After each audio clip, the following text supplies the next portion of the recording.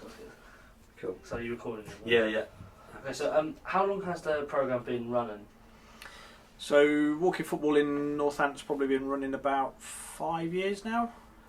We started off with our first session in, what would it have been, around Christmas 2013, so maybe 6 years, just over 6 years.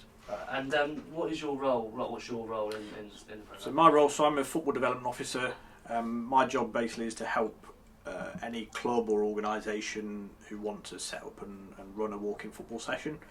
So we perhaps help with advice around walking football, maybe some funding towards some equipment, facility hire, coaching, refereeing, things like that.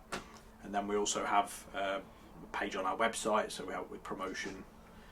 So we'll put all the session details on the website and promote it to kind of local players and local people to hopefully get them along and play. And have you heard any inspiring stories from any of the players? Has there been a big story that's kind of been used towards the programme as advertising?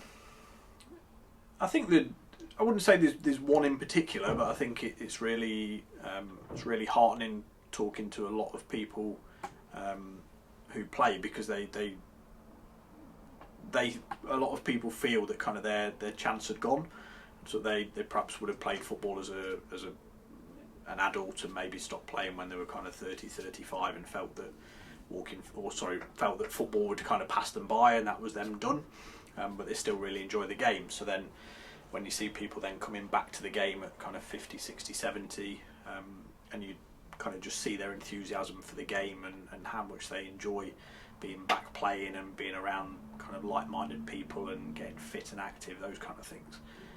It's fantastic, and I've lost count of the number of people who just come up to me and say kind of thanks for bringing this into the area, or thanks for putting this event on, that kind of thing, because they just love it, absolutely love it. So sort of on that, is that what has been the effect in the community? Is that what you're saying about just being able to come back into the football and stuff like that? Yeah, so I think there's loads of health benefits that you can give examples of. So some of there's various people who've got all sorts of medical conditions, but they still manage to come and play.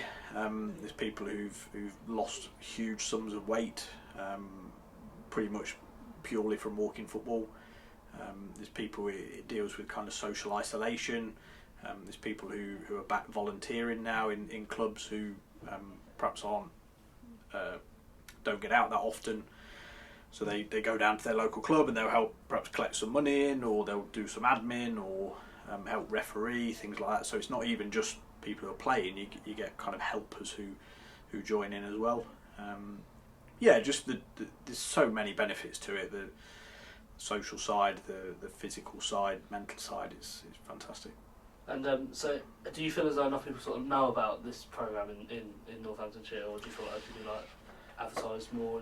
There's always more we can do in the sense of letting more people know about it.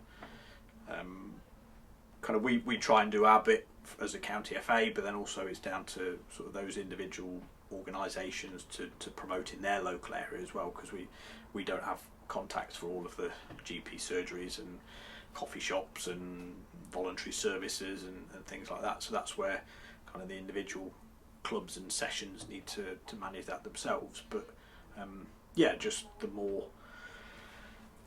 more people that know about it, the better, really. So anything we can do to raise the profile is good in my book.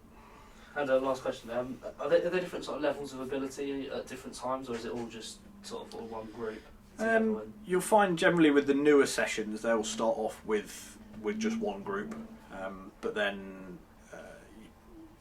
generally speaking some of the evening sessions tend to be a little bit faster, because you have, say, it's all very general, but then generally you have the slightly younger guys in their sort of 50s and 60s who are still working, so they can only play in the evenings because they're at work during the day, so those sessions tend to be a bit faster.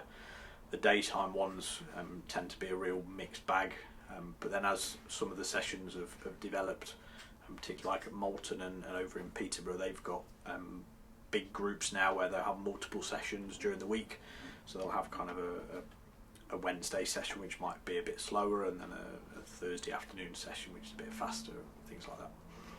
Okay, cheers, thank you. Okay, no problem. Sure.